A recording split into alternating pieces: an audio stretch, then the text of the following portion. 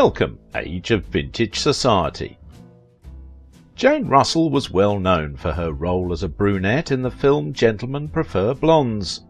Even after those odds, Jane Russell became one of the most desired women in Hollywood, known for her stifling appearance and curvy figure. But behind the scenes, she knew heartbreak and tragedy far too well. If a woman was at risk of being shrunk to a part of her body, it was this 1940s and 1950s star Jane Russell. Initially, she underwent her breathtakingly relentless objectification too.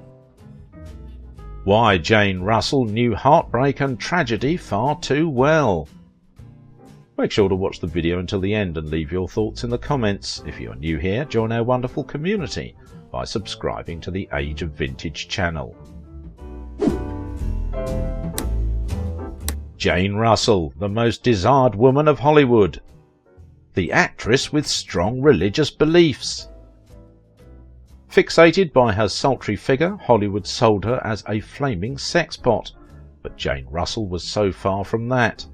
Not big on details, the fulsome Russell, who made performances in her nightclub routine at local hotels until she died in 2011, presents in simple prose a life full of hard drinking, lots of laughter, and plenty of opinions. Imagine what a hellraiser I might be if I didn't have the Lord, Russell writes. I shudder to think. With her hot look and blooming sexuality, Russell turned into a star before she was ever seen by a large movie audience. The Howard Hughes publicity mill released the pictures of the blonde beauty in low-cut costumes and swimsuits, and she became famous. And it was a pin-up, especially for soldiers of the Second World War.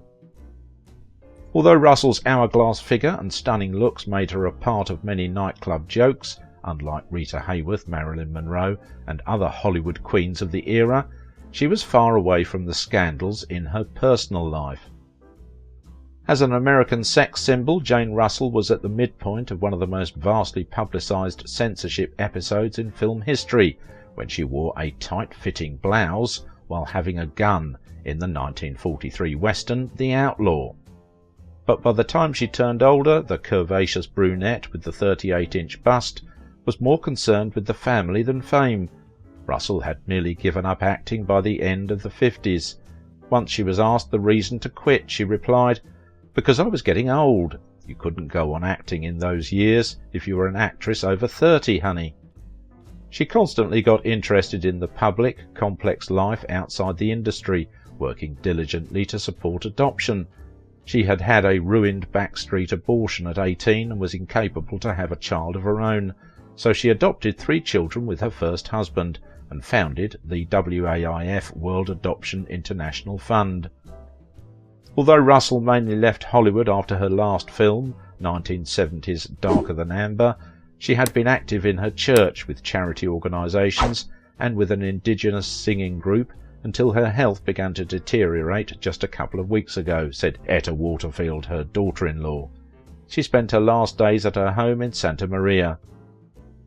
"She always said, 'I'm going to die in the saddle. I'm not going to sit at home and become an old woman,'" Waterfield stated to the Associated Press, and that's exactly what she did. She died in the saddle. "I love the Lord" is a statement that sums up Jane Russell's philosophy. While she is best known for adventure films, westerns and musicals, not much has been written about her strong belief in God. We salute her for her deep spiritual belief with the reissue of her 1950s recordings that carry a meaning and a hand-clapping beat. Along with her movie and music careers, Russell was also famous for her involvement in adoption issues. She established the World Adoption International Fund to aid the adoption of foreign-born children to America, and was also a mother to 3 adopted children. She was the leading woman of the Hollywood Christian Group, a bunch of film people who get together for good works and Bible study. Her WAIF Institute has helped simply the adoption of more than 40,000 children from abroad. She made 100+ appearances for WAIF and worked on the board for 40 years. Over the years, Russell was also afflicted by alcoholism. Always she was capable to rebound from dilemmas by relying on lessons she learned from her very special Bible-preaching mother. Ernestine Jane Russell was born on June 21, 1921, and grew up in a Bible-loving household. She was the oldest child and only daughter in a family of 5. Her father, Roy, a reticent man, was outperformed by his wife Geraldine, a caring former actress who preached from her dining table until her children made a chapel on their property in California's San Fernando Valley. Russell idolized her religious yet high-spirited family and passionately loved the valley. It was lush with green fields and orchards and ranch-style houses with horses and dogs, Russell writes. It was easy blue jean and t-shirt informal country, where most people knew each other a little and no one paid much attention to movie stars. A spiritual tomboy and officious mother hen, Russell described her family in affectionate detail and admired the childhood friends she would have for the rest of her life. Perhaps it's that confidence that led Russell to grow into a rarity, a movie star who was indeed interested in other people. Russell's honest concern for other persons is a common thread, saying more about her charisma than anything she wrote about herself. In the 1940s fall, Russell's life was persistently transformed when eccentric tycoon Howard Hughes chose to cast her in The Outlaw. Hughes would have Russell under contract for the better part of 4 decades, and he would have Russell's unending loyalty.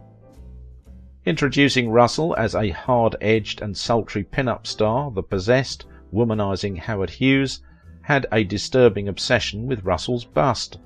Russell considered this obsession to be just one of the boss's many coincidences, something she learned to outwit and outsmart. And no one appeared larger in Russell's life than her first husband, Robert Waterfield. She met him when she was 14 and both got married in 1943. A forthcoming college and NFL football star, the sexy, dynamic, opinionated, extremely bright, witty and stubborn Waterfield would lead much of Russell's life for good or for bad.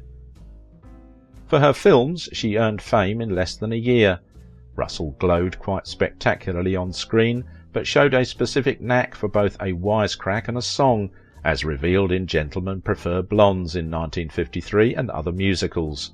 She was teamed to boundless effect on several events with Bob Hope in such films as The Paleface in 1948 and with Robert Mitchum in His Kind of Woman in 1951, both of which gave her bounteous opportunity to poke fun at her sexualized screen identity. According to Jane Russell's 1985 autobiography, Russell's childhood was also marked with open drama.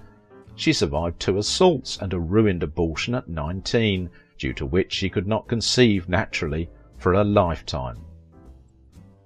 Russell's adoption of a young Londonderry woman's baby acquired the rage of the police and press, and sent her movie tycoon mentor Howard Hughes apoplectic. Details of the story were exhumed by Derry historian Willie Deary, who, following wide research in the British Library, revealed that in 1951 Hannah McDermott, who was living in terrible financial circumstances with her husband and 3 children in London, reacted to a newspaper article stating Jane Russell's plea to adopt a baby. The Derry woman organised a meeting with Jane Russell at the Savoy Hotel with her son Thomas. Russell's fame guaranteed she was competent to pull strings that would facilitate the baby to be taken to the US, but Hannah's London home was surrounded by reporters and activists outraged that she had sold her child to the actress, while Russell was chased by the press across America. According to Deary, Hannah came in for a lot of critics, but actually it was the action that she did out of love for her baby, and the adoption put Russell in great grief. Howard Hughes believed all the bad press would finish Russell, and he ordered her to return the child, but Russell stood her ground and denied giving up the boy. The protest resulted in a prosecution in London, where Hannah was accused of breaking adoption laws, but Russell appointed a top-notch lawyer and she got a conditional discharge. The baby Thomas was finally adopted legally, became a US citizen, and still lives in Arizona. As she linked in My Path and Detours, her life was manifested by heartache. Her 24-year married life with Waterfield ended up in bitter separation in 1968. They had adopted a girl and 2 boys. The same year she married Roger Barrett. He died of a heart attack after 3 months of their marriage. and she married John Peoples in 1978 and started living in Sedona, Arizona, and then in Santa Barbara. Russell's lazy love life and soothing final marriage with retired Air Force Lieutenant John Peoples remained happy until he died in 1999. John died in 1999 of heart failure. Russell's politics and religious beliefs seem to have gradually hardened in her final years, which raised sympathetically yet uncompromisingly chronicles, including a dreadful interview in 2003 with the Daily Mail, when she stated herself a teetotal, mean-spirited, right-wing, narrow-minded, conservative Christian bigot. As we all know that the legendary Hollywood story had her discovery by peculiar millionaire Howard Hughes while employed as a dentist's receptionist, but the truth was slightly less boom-bang. In 1940, having a friend at a photographer's studio, Jane Russell was spotted by an agent who handed on pictures of her to director Howard, and that was a good fortune. She was cast in The Outlaw.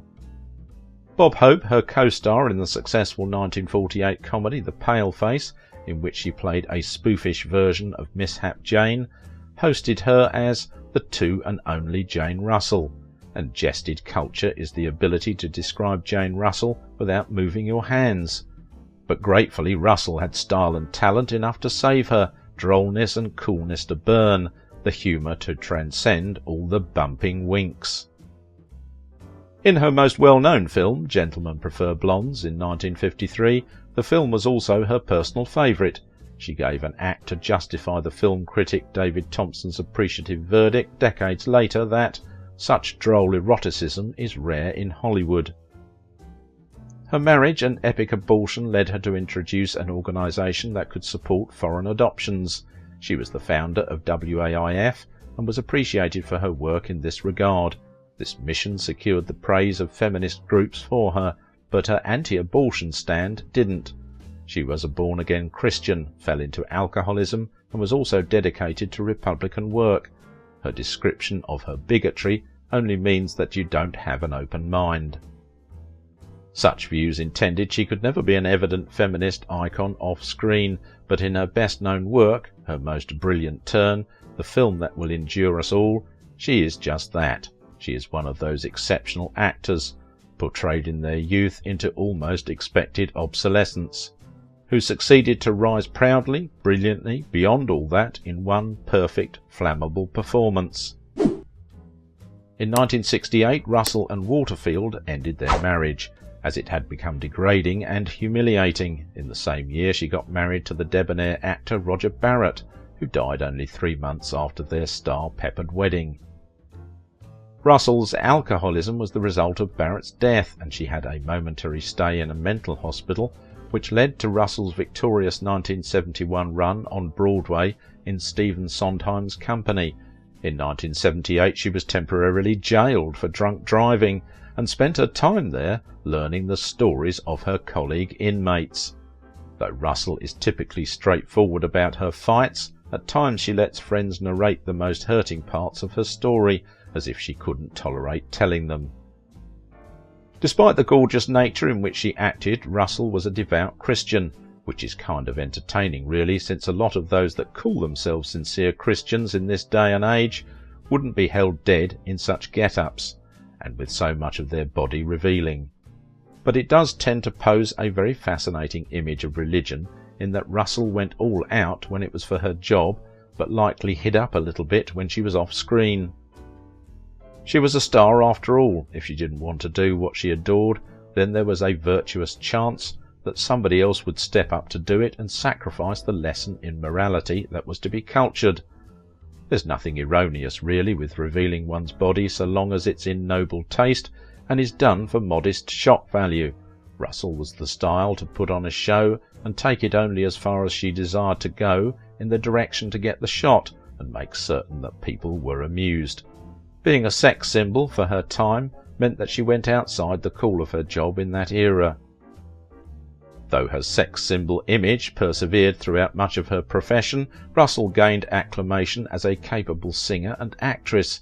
She was a star and a great lady in her time, and made quite the resume as she splashed her way through Hollywood, making captions and doing her absolute best to be one of the most well-known actresses around the world. Jane Russell was among those who were some of the most adored and yet slightly provocative when it came to her act and her persona at times, but her fame far outranked whatever anyone had to talk about her. She's gone down at this fact as one of the legends of film that fairly earned her fame and turned out to be one of the best female actors of that era and any time. People still gaze at her films at times to recall her magnitude. Jane Russell died at 89 in February 2011 in Santa Maria, California. She was surrounded by her family and still in love with God. "Through all my ups and downs, I've never been alone," she wrote in My Path and My Detours. "He was there, telling me that if I could just hold tough a little longer, I'd find myself around one more dark corner and have one more drop of pure joy in this journey called life." If you liked this video, don't forget to give it a thumbs up, subscribe if you're new here, and if you want to support my work, please visit my Patreon page. It was not uncommon, even in the golden age, for Hollywood stars to be involved in huge scandals. There were some scandals that were average and some outstanding ones that caused a big stir in the press. Why was Elizabeth Scott's $2.5 million lawsuit revolutionary? Watch this video and you'll find out.